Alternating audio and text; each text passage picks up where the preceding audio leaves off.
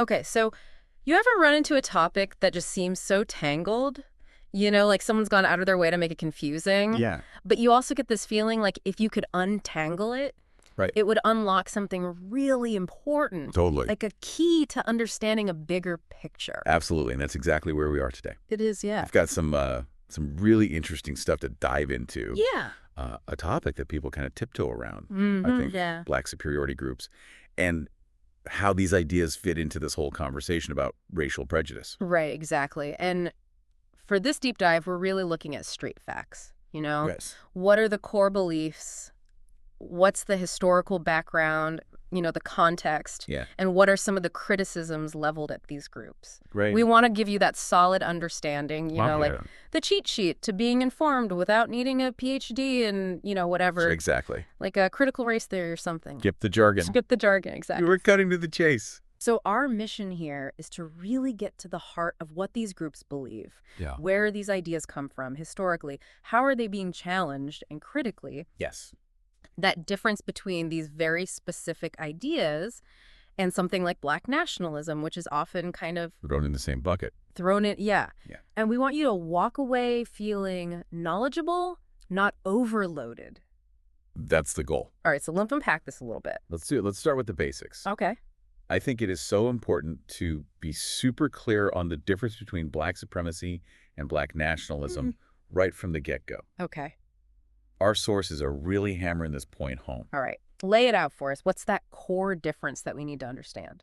So Black supremacy, as it's laid out in the materials we've got, is really a fringe viewpoint. Yeah. It's centered on the idea that Black people are inherently superior Okay. to other races. Right. And this often comes with calls for separation or an emphasis on racial purity, even ideas about dominance. Essentially, it's the same logic as white supremacy, but just flipped.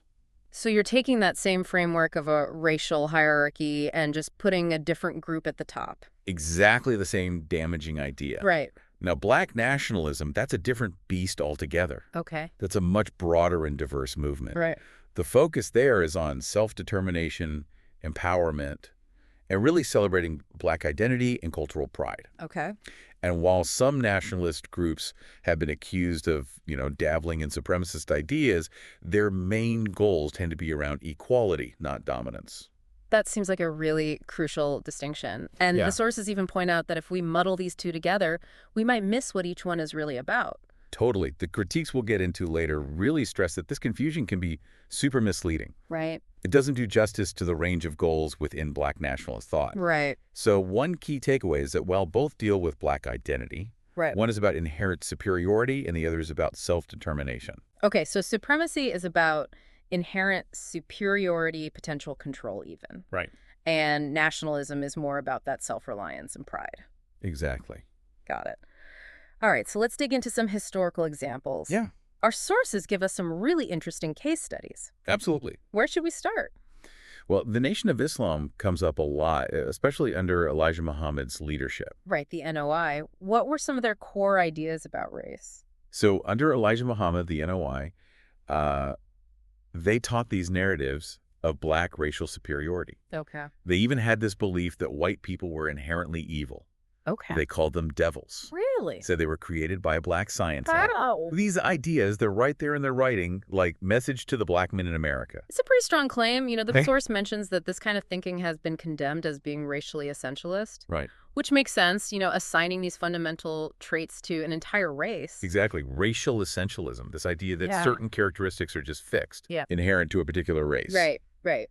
But to be fair, the sources also highlight that the NOI was hugely focused on community uplift. Okay. They had these initiatives, like building Black-owned businesses and this whole philosophy of self-reliance in the face of systemic exclusion. Right. And they were vocal against things like police brutality. So while these narratives of superiority were definitely a part of their teaching, they weren't the only focus. Right. And their actions actually had, broader positive impacts on the community. Absolutely. Their aims and actions were multifaceted. Right. So that's one example. Another one we see in the sources is the new Black Panther Party. Okay. The NBPP, how does that fit into all this? Well, the source makes it clear that the NBPP is a separate group. Okay. It's a splinter group. No real connection to the original Black Panther Party from the 60s. Right. Sadly, They've gained a lot of negative attention, labeled a hate group even. Really? Wow. Yeah, because of their anti-Semitic and anti-white rhetoric. That's a serious label. Wow. What kind of rhetoric are we talking about? Well, they've called for racial separatism, even talked about using retaliatory violence. Wow. But it's important to note that their overall reach and influence are pretty limited. Okay. So while their rhetoric is definitely extreme and concerning, they're not a major force. So they're out there, their stated beliefs are extreme, Yeah, but they don't represent this huge widespread influence. that's what our materials suggest, yeah. Okay, so that's the MBPP. Then you mentioned another group.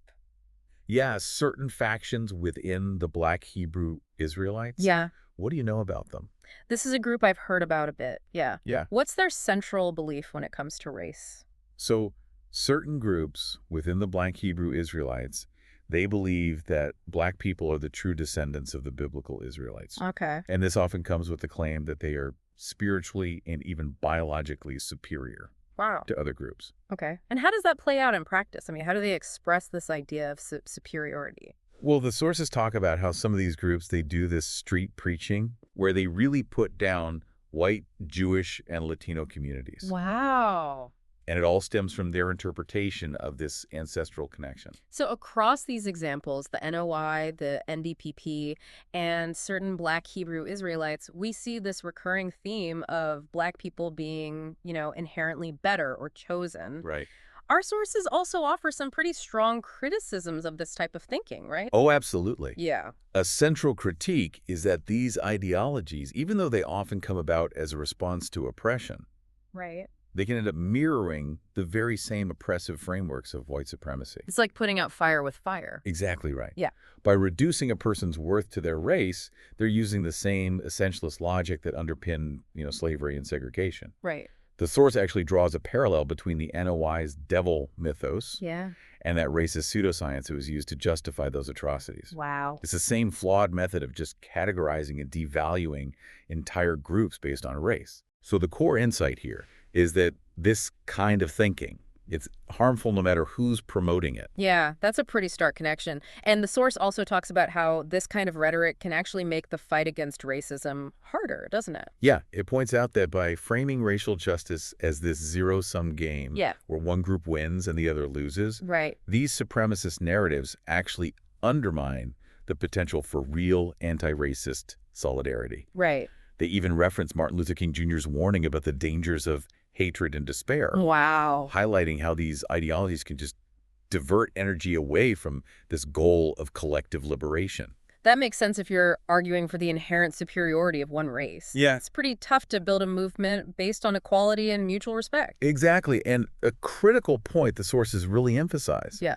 is the difference in systemic power. Okay. Black superiority groups, they just don't have the institutional, the economic, or the political power Right. to enforce widespread systemic oppression in a way that white supremacy has Right. historically and continues to do. Yeah. This is a huge distinction that often gets missed. It feels like such an important point that gets lost or deliberately obscured in these conversations sometimes. It does. It really does. Yeah. The source quotes Sarah Ahmed. She talks about how white supremacy's invisible systems confer unsought racial dominance from birth. Right. It's a privilege, a form of power that just doesn't exist within Black communities, regardless of any, prejudiced beliefs that individuals might hold. So a key takeaway is to understand this imbalance of systemic power. Absolutely. So while the rhetoric can be, obviously damaging and based on prejudice, Yeah. it doesn't function on the same structural level as white supremacy. Right. Now, the term supremacist gets thrown around a lot these days. It does. Our sources also help us understand this whole idea of Black separatism and how it's not always rooted in racial superiority. That's a really important nuance to grasp. Yeah. A lot of these groups that get labeled supremacist are actually advocating for separatism Right. as a direct response to the historical and ongoing violence and exclusion they face. Right. So their desire for separation comes from a need for safety and self-determination, Right. not this belief that they're inherently superior. Can you give us some concrete examples of that from the source material? Sure. So take the Republic of New Africa. Okay. They They wanted to create a sovereign Black nation in the U.S. South. Right. Their reasoning was rooted in the trauma of slavery and the persistent discrimination against Black people. Right. Similarly, Marcus Garvey's Back to Africa movement, while advocating for separation, Yeah. was primarily focused on Black self-reliance and economic empowerment Right. in the face of Jim Crow oppression, Yeah. not promoting hatred or wanting to dominate other groups. Right. So the driving force in these cases was often escaping oppression, Yeah. not becoming the oppressor. It's a big difference in motivation, Huge. a crucial thing to understand. Absolutely. And it highlights how this label of supremacist can be too simplistic. Mm. It doesn't capture the complex reasons and motivations behind some of these separatist movements, Right. which often stem from historical trauma and this need for self-preservation. This brings us to how these ideas are perceived and sometimes misrepresented in, current discussions, Right. especially in the media. Yep. What are some of the key takeaways from the sources about this? Well, one concerning trend they highlight is this tendency to just lump different groups together Right. and make connections that aren't really there. Right. Like the source brings up the 2016 Dallas police shootings. Right. Some outlets tried to link the new Black Panther Party to the shooter Gavin Long, Yeah. even though there was absolutely no evidence of any organizational ties. Yeah, that kind of false connection can be so damaging. Again, yeah. Amplifies fear and creates this warped view of what these groups are actually about. Absolutely fuels unwarranted fear and distracts from the root causes. The source also stresses the importance of understanding Black superiority rhetoric within the context of a society that's shaped by anti-Blackness. What do you mean by that? Well, anti-Blackness, as the Thor explains, is a structure Yeah. that devalues Black life through all sorts of systemic policies and practices. Like we see disparities in the justice system, housing, you name it. Right. So while prejudice beliefs might exist within Black communities, Yeah. they don't operate within a system that allows them to perpetuate widespread racism Okay. in the same way that anti-Blackness does. So individual prejudices, while harmful, don't equate to the ability to enforce racial hierarchy. Exactly. The scale and impact are fundamentally different. So this has been a really eye-opening deep dive into a complex and often, deliberately muddied topic. Yeah, it has. So for our listeners, if we were to sum up some of the core takeaways. Well, first remember that Black superiority ideologies are marginal Right. and distinct from Black nationalism. Okay. While the rhetoric of some of these groups can be harmful, it's based on racial essentialism, Yeah. but they fundamentally lack the systemic power that white supremacist movements hold. Right. And crucially, the emergence of these ideologies is often rooted in this historical trauma and the ongoing impacts of systemic anti-Black racism, Right. not primarily driven by a desire to dominate other groups. Yeah, understand that context is so important. So we need to approach this with nuance. Absolutely. And be careful not to equate responses to oppression with the perpetuation of dominance. Right. The motivations and the scale of impact are just completely different. So for our listeners who joined us wanting to understand this often misunderstood subject, we hope this deep dive has given you some valuable context and clarity. I hope so. It's a powerful reminder that these issues are rarely simple, Right. and they demand careful consideration of history, power dynamics, and underlying motivations. Absolutely. And that leads us to a final thought, Yeah. kind of echoing the wisdom of James Baldwin, who observed that any belief in racial hierarchy, Right. no matter who's at the supposed top, Right. ultimately distracts us from recognizing our shared humanity, Yeah. which is essential for true liberation for everyone. Absolutely. So a question for you to ponder. Yeah. How does a genuine focus on systemic equity differ from just flipping existing racial hierarchies? Right. What does it truly mean to strive for a just and equitable society? Yeah. And how does that vision contrast with any form of racial supremacy? A lot to think about. A lot to think about. A lot.